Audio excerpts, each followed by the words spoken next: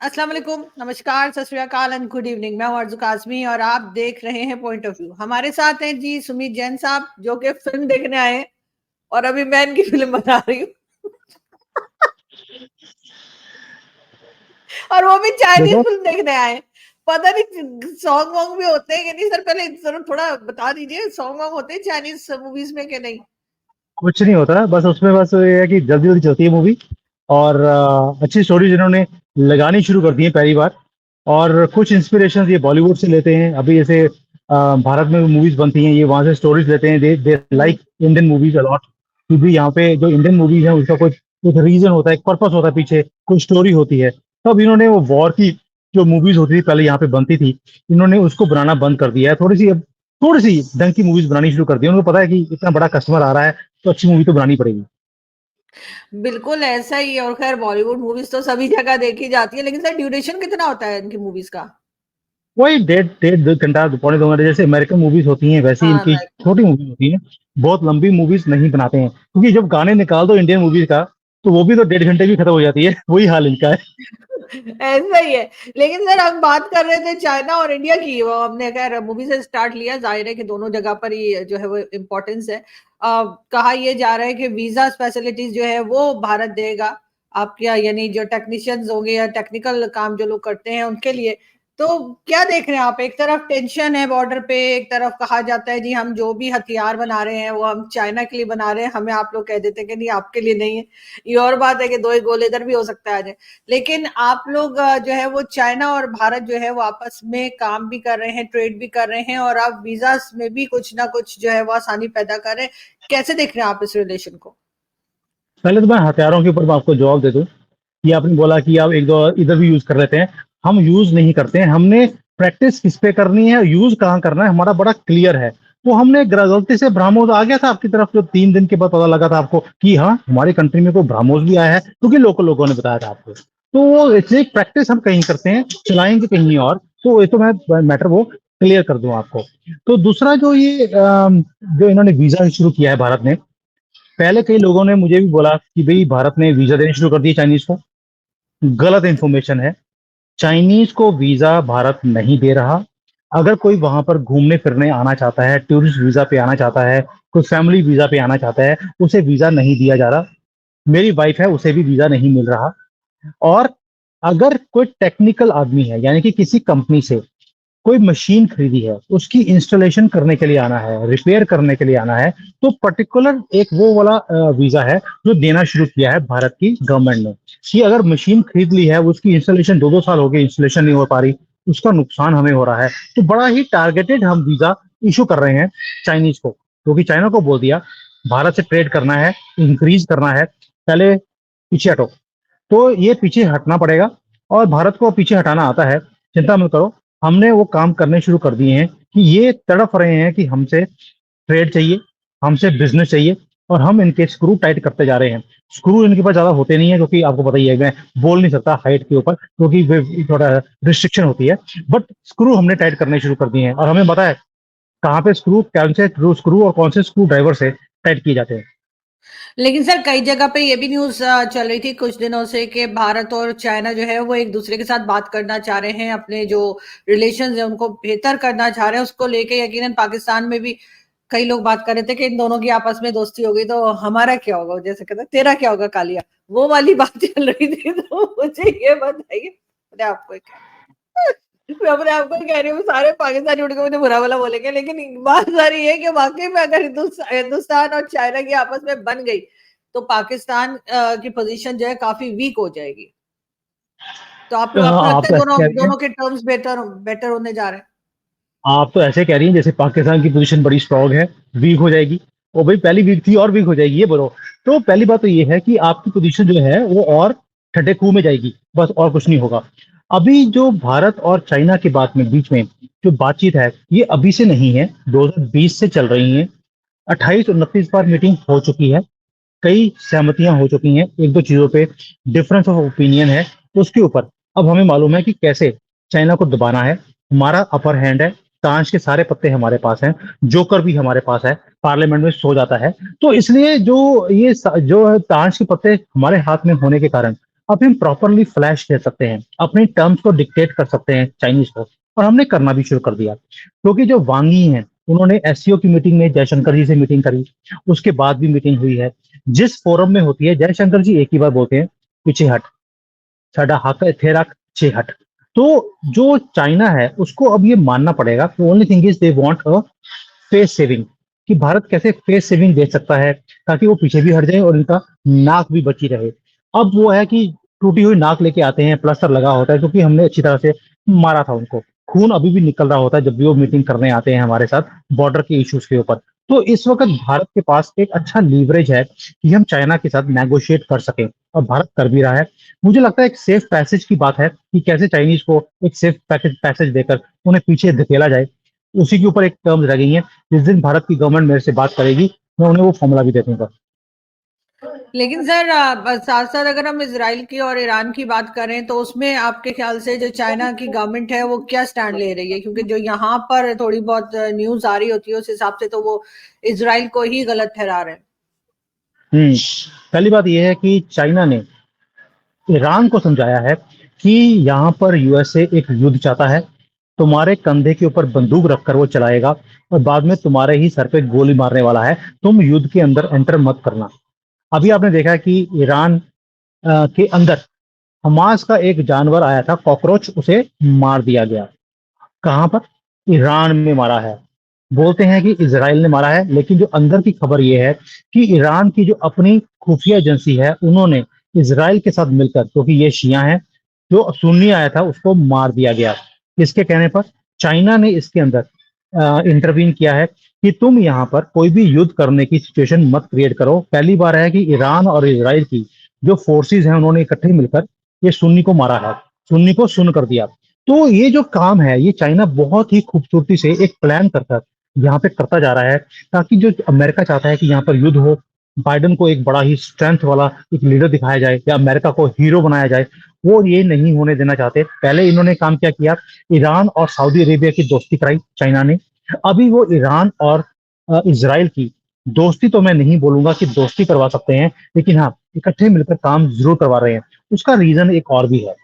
जो शिया कम्युनिटी है, उनकी जो सोच है या जो रिलीजियस बिलीफ्स हैं, वो कई हद तक इसराइलियों के साथ मिलती भी हैं।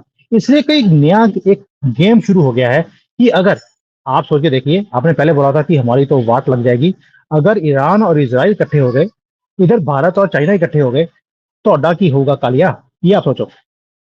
सर हम दोस्ती कर लेंगे सबसे। लेकिन लेकिन सर मुझे ये बताइए ना कि जो बिजनेस जो है वो चाइना से इंडिया शिफ्ट होता जा रहा है, कई बड़ी कंपनीज जो हैं वो अभी तक शिफ्ट हो चुकी हैं। तो क्या वजह है कि चाइना में क्यों काम नहीं करना चाह रहे वो लोग? ऐसा नहीं है कि चाइना में काम नहीं करना चाहते। भाई, इन्होंने पैसे चाइना से ही कमाए हैं। इतनी बड़ी पॉपुलेशन थी, राइजिंग इकोनॉमी थी, इन्होंने 20-25 साल अच्छी तरह से चाइना से पैसे कमाए हैं। लेकिन जो मल्टीनेशनल कंपनीज है ना, आपको एक चीज समझनी पड़ेगी आरती जी, इनका कोई दीन ईमान नहीं होता। यहाँ पर पैसे बनते हैं, ये वहां पर जाते हैं, पैसे कमाते हैं, उसके बाद दूसरे कंट्री में ये घुस जाते हैं। जैसे अमेरिका है, यूरोप है, इन्होंने पैसे बनाए, उसके बाद इनको लगा कि यहाँ पर फ्यूचर नहीं है, पॉपुलेशन कम होती जा रही है। तब तक अभी जिहादियों ने वहां पर आना शुरू नहीं किया था, कॉकरोचों की तरह मल्टीप्लाई होना शुरू नहीं किया था, जो शरणार्थी बन के जाते हैं वहां पर। तो यूरोप के अंदर इन्होंने वहां से कॉन्सेंट्रेशन निकालकर ये चाइना में चले गए। 20-25 साल बहुत अच्छी तरह से पैसे कमाए। लेकिन अभी चाइना की, क्योंकि एक तो पॉपुलेशन कम होती जा रही है, एजिंग पॉपुलेशन है, तो यंग पॉपुलेशन नहीं है, बच्चे नहीं हो रहे यहाँ पर। तो क्या हो रहा है कि अब इन्होंने नई मार्केट ढूंढनी शुरू कर दी। पहले इनका कंसंट्रेशन सिर्फ चाइना था, अभी ये कंसंट्रेशन कर रहे हैं भारत के ऊपर, क्योंकि भारत की इकोनॉमी राइज कर रही है, यहाँ पर भी अल्लाह की बड़ी देन है। तो 15-15-20 बच्चे हैं, तो जो ये राइज ऑफ पॉपुलेशन है, ये इसको तो मार्केट चाहिए। जो मल्टीनेशनल कंपनीज हैं, इन्हें सामान बेचने के लिए मार्केट चाहिए। मार्केट भारत में है आज की डेट में, इसलिए इनका जो प्यार है आपको भारत की तरफ दिख रहा है। ये ऐसा नहीं है कि इनको भारत से प्यार है, इनको भारत की मार्केट से प्यार है। तो यहाँ पर आएंगे, 15-20 साल यहाँ पे तरक्की होगी अभी भारत के अंदर, ये उसका फायदा उठाएंगे, उसके बाद किसी और कंट्री में चले जाएंगे। ये इनका साइकिल ऐसे ही चलता रहेगा। और जो मैं छोटी मोटी कंपनीज की बात नहीं कर रहा, जो बड़ी मल्टीनेशनल कंपनीज हैं, जो हर रोज की जो हमारी जरूरत की चीजें होती हैं। मैं एक बार जो हिंदुस्तान लीवर्स है, उनके सेमिनार्स में मैं अटेंड करता रहा हूँ, हमने उनके साथ काम किया हुआ है। तो उनके जो सेमिनार के अंदर जो पहली लाइन थी वो ये थी कि हमारा टारगेट होता है कि जिस भी कंट्री में हम जाते हैं, उस कंट्री में जो वहाँ की पॉपुलेशन है, उनकी 25% ज़िंदगी की ज़रूरतें, वो हमारी कंपनी से आनी चाहिए। यानी कि जब आप उठते हैं, तो टूथपेस्ट उनका, सबसे पहले काम तो आप टूथपेस्ट ही यूज़ करते हैं, टूथब्रश यूज़ करते हैं, वो उनका, टॉवल यूज़ करते हैं उनका, सोप है, डिटर्जेंट्स हैं, इवन शैम्पूज़ हैं, आटा है ना? मसाले हैं, आप कोई भी चीज़ ले लीजिए, तो सुबह से लेकर रात तक आप जो भी चीज़ यूज़ करते हैं, उसमें से 25-30% एक ही कंपनी आपको प्रोवाइड करती है। इतनी बड़ी इनकी पेनिट्रेशन है। हमें लगता है कि हिंदुस्तान लीवर हिंदुस्तान की कंपनी है, बट ये ब्रिटिश कंपनी है, यूनिलीवर। आपके यहाँ पर भी हम्म, पाकिस्तान लीवर्स है। जी। तो ये जो सारी कंपनीज हैं, ये ऐसे ही काम करती हैं। एंड दे कीप ऑन, ये तो म्यूजिकल चेयर है, कभी आज इधर है, कभी किधर और है, ये डड्डू की तरह शिफ्ट होते रहते हैं। बिल्कुल ऐसा ही है, लेकिन सर अगर हम बात करें थोड़ी-सी बांग्लादेश की, तो बांग्लादेश में जो कुछ हुआ लास्ट वीक, आपने देखा होगा कि यकीनन जो तब वहाँ की प्राइम मिनिस्टर थी, उन्होंने रिज़ाइन किया, उसके बाद वो भारत चली गईं। तो 1-2 लोगों से मेरी भारत में बात हुई, तो उनका ये कहना है कि अगर बांग्लादेश में इसी किस्म के प्रॉब्लम्स रहते हैं, तो उसमें लोग जो हैं वो भारत भी आ सकते हैं, यानी बॉर्डर जो है वो इस तरह से है। तो आपके ख्याल से क्या सिचुएशन संभलेगी? आपको लग रहा है कि नहीं वहां से लोग उठकर भारत में आ जाएंगे, और फिर यहाँ कैसे संभाला जाएगा? रोका कैसे जा हम्म। सकता है? इसके दो तरह के आंसर हैं, दोनों को मैं अलग अलग करके आपको समझाता हूँ। पहली बात ये है कि जो बांग्लादेश में जो कुछ हुआ, आपने देखा उसको, बड़ा ही दर्दनाक एक सीन्स हमारे सामने आ रहे हैं। बट वहां पर भी जो आर्मी है, उन्होंने पाकिस्तान की आर्मी से सीख लिया है कि डायपर कैसे चेंज करने हैं। उन्होंने भी वहां पर डायपर चेंज करने शुरू कर दिए हैं। अभी बनाने नहीं शुरू किए, वो मुझे लगता है वो भी वो काम करना शुरू कर देंगे। अभी नया नया डायपर डाला है एक आदमी को, जो कि खुद लिब्रांडुओं के हाथों में बिका हुआ है, सोरोस का पालतू है, क्लिंटन ओबामा के साथ बड़े अच्छी घनिष्ठ दोस्ती है। उसको डायपर डाल के उन्होंने बैठा दिया कि तूने सुसु भी बीच में ही करना है, चिंता मत कर, डायपर हम तेरा चेंज कर देंगे 2-3 महीने के बाद, जैसे ही इंटरिम गवर्नमेंट चेंज होगी। तो कहीं ना कहीं उन्होंने पाकिस्तान से सीख लिया कि किस तरह से डायपरें नैपरियां चेंज की जाती हैं। नाक में पहुंचना शुरू कर दिया है उन्होंने। अब उसके बाद जो वहां से, जैसे कि लोग कह रहे हैं कि वहां पे जी हिंदुओं के साथ बड़ा गलत हो रहा है, बुद्ध हैं, क्रिश्चियन हैं, एमडी हैं, इन सब के साथ बड़ा ही गलत तरीके से व्यवहार हो रहा है, ये सारे उठ के वहां से भारत आ जाएंगे। नहीं आएंगे। 47 से लेकर अब तक वो यही कुछ सहन करते आए, लेकिन वो नहीं आए, क्योंकि उनको लगता है कि हमारी जिंदगी है, मरना झरना जो भी है हम यही करेंगे। जो वहां से आएंगे वो कॉकरोची आएंगे। और जो वो जिहादी माइंडसेट के लोग हैं, जिनको लगता है कि हम तो आएंगे यहाँ पर, वो आते हैं शरणार्थी बनकर। आपको हैरानी होगी, वो यहाँ पर 1.25 लाख या 1.5 लाख आए थे। जो कैंप्स हैं वहां पे रुके हुए थे, एक साल में 60,000 से बच्चे कर दिए। भी जैसे पिकनिक मनाने हो आए, यहाँ पे हनीमून मनाने आए हैं वो। तो ये तो हालत है इन लोगों की। तो ये यहाँ पर आएंगे सिर्फ पॉपुलेशन को इंक्रीज करने के लिए, कि हमने जी गजोए हिंद करना है, हम हिंदुओं को नहीं जीने देंगे। ये जो वो माइंडसेट वाले लोग हैं, वो यहाँ पर जिहादीपन के माइंडसेट के लोग आएंगे। अब इनका किया क्या जाएगा? किया वही जाएगा कि जब अति होती है, तो उनके ऊपर इजराइल और चाइना से सीखकर कोई फॉर्मुलेस को इंप्लीमेंट किया जाता है। अब भारत में वही चीज शुरू होगी। इनकी जो जिहाद की फैक्ट्री जहां से शुरू होते हैं, उनके ऊपर रोक लगनी शुरू हो गई है। यूपी है, असम है, वहां पर इंप्लीमेंट कर दिया है चीजों को। सीएए लागू हो गया है, एनआरसी आने वाली है। इनको लात मारकर पिछवाड़े में इनको वापस उसी कूड़े के ढेर में भेजा जाएगा जहां से लेकिन ये सर, आ रहे हैं। ममता बनर्जी तो कह रही थी कि जी ये कुछ टाइम पहले तक के जी अगर कोई परेशान है बांग्लादेश में, तो वो यहाँ आ जाए, हम पनाह देंगे। वो आपने तो तब खुद बोला था दावत जब दे रहे तक थे। वो, हाँ, जिस दिन जब तक वो खुद परेशान नहीं हुई थी, तब तक वो बोल रही थी कि जो बाकी परेशान हैं आ जाएं। अब उसने लेटेस्ट जो न्यूज है, जब भी जैसे ही उसको पता लगा कि वहां पर हिंदू की लड़कियों की साड़ियों के ऊपर हाथ डाल दिया है, इसको लगा भी मेरी भी कहीं साड़ी पे हाथ लगाकर कहीं मेरा हलाला ना हो जाए। तो अब उसने बोलना शुरू कर दिया कि भाई मुझे अपना हलाला नहीं करवाना है, तो इसलिए मैं मोदी जी जो कहेंगे मैं वही करांगी। तो उसने भी पंजाबी बोलनी शुरू कर दिया है, तो पहले वो बोलती थी बंगाली। अब ममता बानो ने हिंदी नहीं पंजाबी बोलनी शुरू कर दी। मोदी जी तुसी जो कहोगे मैं करन ਨੂੰ ਤਿਆਰ ਹੈਗੀ हैं, मैं ਤੁਹਾਡੇ ਨਾਲ हैगी हैं, ऐसे बोल रही है वो। और वो बोल रही है कि आप जो करना चाहते हैं, यहाँ पर बॉर्डर को सील करना चाहते हैं, आई एम विद यू। आप वहां से अगर हिंदूज आते हैं उनको बसाना चाहते हैं, आई एम विद यू। और वहां पे उन्होंने आईजी को चेंज कर दिया, सेंट्रल गवर्नमेंट ने, उसने उफ तक नहीं करी। आपने कोई भी लेटेस्ट स्टेटमेंट ममता बानो की तरफ से आपने नहीं सुनी होगी। यानी कि उसको पता लग गया कि जो आग आज बांग्लादेश में लगी है, वो इसकी साड़ी तक आएगी और मोहल्ले में खड़े होकर इसका हलाला किया जाएगा। अब वो पीछे हट गई है। सर आपको पता है हलाला क्या होता है जो आप बार बार बोल रहे हैं? नहीं नहीं, पता है? You don't know, leave it. नहीं, मैं ये बोल रही हूँ कि चाइना में जो गवर्नमेंट है, चाइना के जो प्रेसिडेंट, आप आपके ख्याल से वो बांग्लादेश और ये सारे रीजन को ये लोग देखते हैं, या बस अपने में ही वो नूडल वूडल बनाने में लगे रहते हाँ, वो नूडल्स का ये होता है कि कहाँ से शुरू हुआ और कहाँ पहुंच के खत्म हुआ, ये समझ नहीं आती। तो इस एरिया में भी उन्होंने नूडल्स पका लिए हैं। ये जो सारा कुछ बांग्लादेश में स्यापा आपने देखा है, इसकी तारें कहाँ से जुड़ती हैं, कैसे हैं? इसको प्ले किया गया, ये नूडल्स की गेम आपको समझाता हूँ अभी। जो लेटेस्ट न्यूज़ मुझे भी पता लगी है कि पहले वहाँ पर प्रोटेस्ट शुरू करवाए गए, 1-2 महीनों से प्रॉब्लम चल रही थी। आपको हुँ, मालूम है पहले भी यहाँ पर जो टेक्सटाइल मिलों वाले थे बांग्लादेश में, उन्होंने भी स्ट्राइक करी थी, पूरे कंट्री में आग लगाई थी। जबकि टेक्सटाइल इंडस्ट्री में सबसे ज्यादा एम्प्लॉयमेंट बांग्लादेश के अंदर है, इकोनॉमी राइस टेक्सटाइल के कारण कर रही है, उसी में आग लगवाई गई पहले इलेक्शंस के दौरान। उसके बाद स्टूडेंट्स को खड़ा किया गया। जब ये सारे प्रोटेस्ट हो रहे थे, शेख हसीना ने कहा कि मिलिट्री को तुम बॉर्डर को छोड़ो, गोली मारो बॉर्डर को, तुम आओ और कंट्री को बचाओ। और आर्मी वहां से आकर इधर आ गई, और ये चाइना चाहता था कि आर्मी यहाँ से हटे, और म्यांमार से रोहिंग्यास को उन्होंने बांग्लादेश में आने दिया। ये वो रेडिकलाइज लोग हैं जो वहां पर गन डाल रहे थे, उनकी बकरी वाली दाढ़ी काटी जा रही थी, बंदर वाली टोपी डालने की इजाजत नहीं थी म्यांमार में, वो वहां से निकलकर बांग्लादेश आ गए। उनको टारगेट दिया गया था एक ही, कि तुमने शेख हसीना की गवर्नमेंट को घेरना है, क्योंकि उसकी भारत के साथ नजदीकियां हैं। तो जो स्टूडेंट्स हैं वो तो आगे सिर्फ एक प्रोटेस्टर्स थे, जो पीछे से पत्थर मार फेंके, जिन्होंने पेट्रोल बम फेंके, वो सारे रोहिंग्यास वाले थे। जो उन्होंने वहां पर आकर आग लगाई है, वो स्टूडेंट्स आग वैसी नहीं लगा सकते।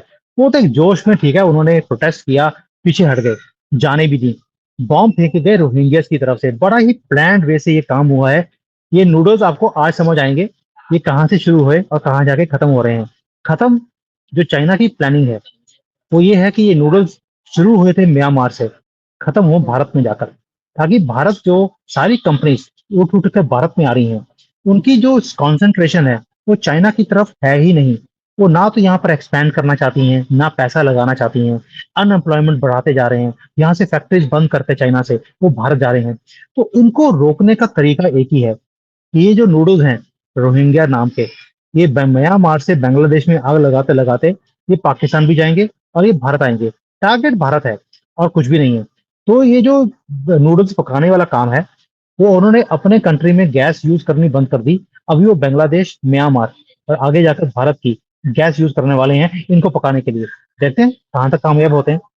लेकिन सर कुछ साल पहले तक, अगर मैं 6-7 साल पहले की बात करूं, तो चाइना में बिजनेस करने वाले लोग बहुत इंपॉर्टेंट समझते थे कि यहाँ पर बिजनेस करेंगे तो अच्छा चलेगा। इवन पाकिस्तान के बहुत से पॉलिटिशियंस ऐसे हैं जिन्होंने के चाइना में जाके अपना पैसा इन्वेस्ट किया हुआ है। तो अब अचानक कुछ ही साल के अंदर इतनी बुरी हालत चाइना की क्यों हो गई? चाइना की बुरी हालत हुई एक ही रीजन कारण, जो कोविड को फैलाया गया आपके थ्रू। तो जो जो कोविड था, मैं आपके थ्रू इसलिए बोल रहा हूँ क्योंकि लेबोरेटरी तो आपके कराची में थी ना, जहाँ पर टेस्टिंग भी हो रही थी और भी हो रही थी, तो वहां से सब जो हमारे सर यार डाल वो दे बड़े, सर, सारा, हाँ सब हमने किया है। हम इतने नहीं मैं, पावरफुल हो गए। वो अभी हम तो आपने शुरू में बोला कि सर हम इतनी स्ट्रांग पोजीशन में बड़ी वीक हो जाएगी। आप तो अपने आपको बड़ा स्ट्रांग समझती है, तो नहीं, मैं कहा चलो स्ट्रॉन्ग से थोड़ी तारीफ मतलब ये, करते हैं। ठीक है ठीक है ठीक है। तो तो सर, चाइना ने जी, जो ये सारा स्प्रेड किया, उसके बाद यहाँ पर इन्होंने एक ही चीज करी कि इनको पता था कि ये कोविड जान ले सकता है, कंट्री को नीचे लेके आ सकता है। इन्होंने यहाँ पर 3 साल तो लॉकडाउन रखा। अब वो लॉकडाउन का स्यापा ये हुआ कि इकोनॉमी डाउन चली गई। उसके बाद एक एंटी चाइना सेंटीमेंट्स पूरे दुनिया में शुरू हो गए, रिसेशन पूरे दुनिया में थे, एक्सपोर्ट्स के ऑर्डर मिलने बंद हो गए, और एंटी चाइना होने के कारण अब इनकी हालत ये है कि जीने के लाले पड़े पड़े हैं। आपको अंदाजा नहीं होगा यहाँ पर रियल एस्टेट का क्या हाल है। थोड़े दिन पहले मैं यहाँ पर एक रियल एस्टेट की बड़ी ही बड़ी कंपनी है, क्योंकि मैं भी यहाँ पे एक प्रॉपर्टी खरीदना चाहता था क्योंकि रेट्स कम हो गए हैं। जब मैं उनके पास गया हूँ तो लिटरली वो रो रहा था, कहता 3 महीने के बाद पहला कस्टमर आया है। 3 मंथ्स, एक भी घर नहीं बेचा है। बड़ी बड़ी कंपनीज हैं ये, वो कंपनीज हैं जो 100-100 बिलियन RMB की माल बेचती थी एक एक महीने में, और आज ये हालत है कि 3 महीने में कस्टमर ही नहीं है। मैं रियल एस्टेट इसलिए बोल रहा हूँ क्योंकि रियल एस्टेट ही आपकी कंट्री को आगे चलाता है। भारत के अंदर भी आज ये बड़ी बड़ी कंपनीज क्यों आ रही हैं, क्योंकि रियल एस्टेट के ऊपर, इंफ्रास्ट्रक्चर के ऊपर भारत की गवर्नमेंट पैसा लगा रही है। तो पैसा जो है, कोई मोदी जी के घर में तो जाना नहीं है, राहुल गांधी तो गवर्नमेंट नहीं है, जहाँ पे 85 पैसे उसकी पार्टी ही खा जाती थी। अब वो जो पैसा है वो गरीबों के पास, जो वर्कर्स हैं उनके घर में जाएगा, वो जाके बाहर बाहर जाकर पेप्सी खरीदेगा, वो जाकर चिप्स खरीदेगा, वो जाकर साबुन खरीदेगा। तो ये जो सारी चीजें हैं, इससे मल्टीनेशनल कंपनीज को बिजनेस मिलता है। इसलिए ये कहते हैं ना कि जो काले कोले वाले हैं, वो तो जो काले कौवे टाइप होते हैं, उन्होंने ना नहाना है कभी, 1400 सालों से नहाई नहीं, तो उनका रंग भी वैसा ही है। लेकिन यहाँ पर क्या है कि अभी क्योंकि पैसे आ रहे हैं और गवर्नमेंट खर्चा कर रही है, तो लोगों ने साबुन सुबुन खरीद के थोड़ा सा अपना रंग रूम ठीक करना शुरू कर दिया है। तो इसीलिए ये जो सारी कॉन्सेंट्रेशन है, ये पूरे जो समीकरण जिसको बोलते हैं, डायनामिक्स हैं, ये चेंज होते जा रहे हैं।